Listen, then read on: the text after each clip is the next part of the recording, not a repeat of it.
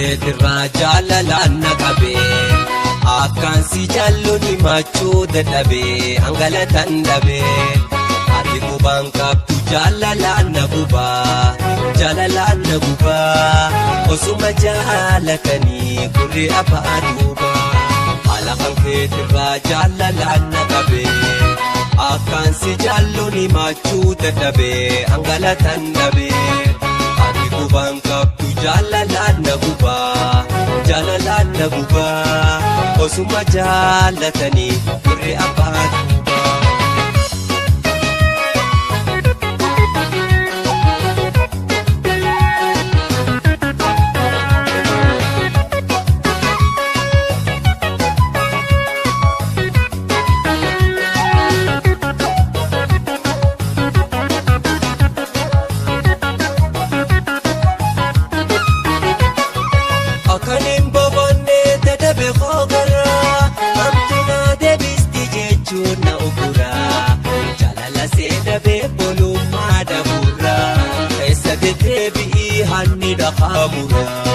Bituma obseeti keessa kataamura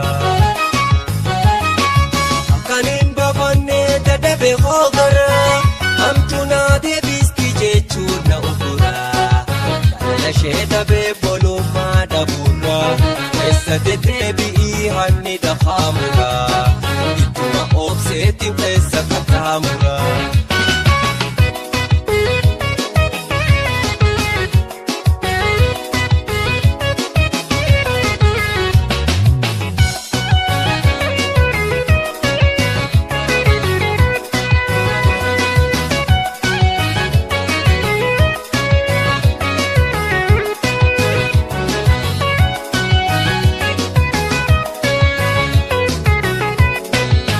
Kan keetirraa jaalalaan na qabee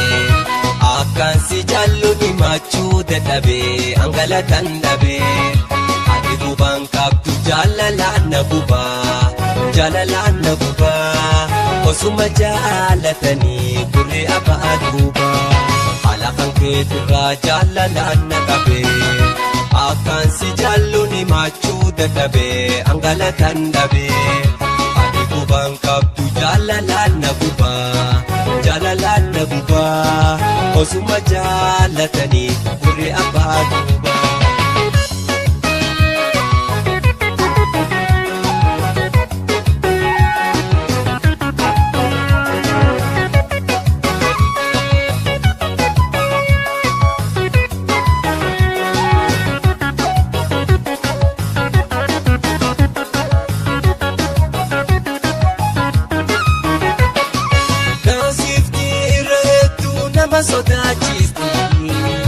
Ani si jaalachuu narra halee miti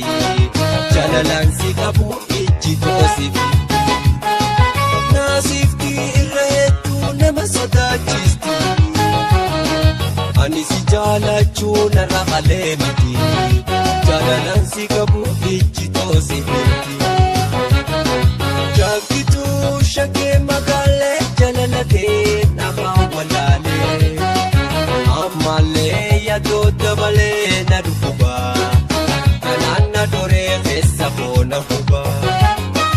jaakituu shakkee magaalee jaalalateen afaan walaalee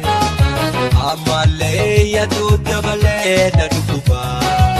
kanaan na doree keessa boona hubaa.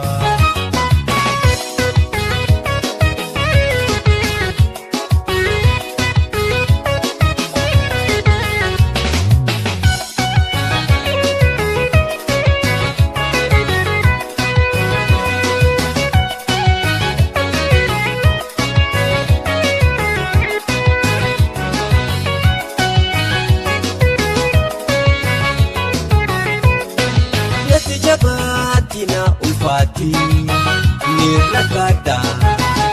akkamitti si mada eeggama salphifadha si dhiyaate yaada kan koo si dhoofadhe humaan taruu deebisaa kee ammaan baruu wasa baruu deebisaa kee ammaan baruu wasa baruu nati jabaatti na ulfaatti ni rakada akka akkamittiin si himada natti jabaatti na ulfaatti nirra baadha akkamittiin si himada.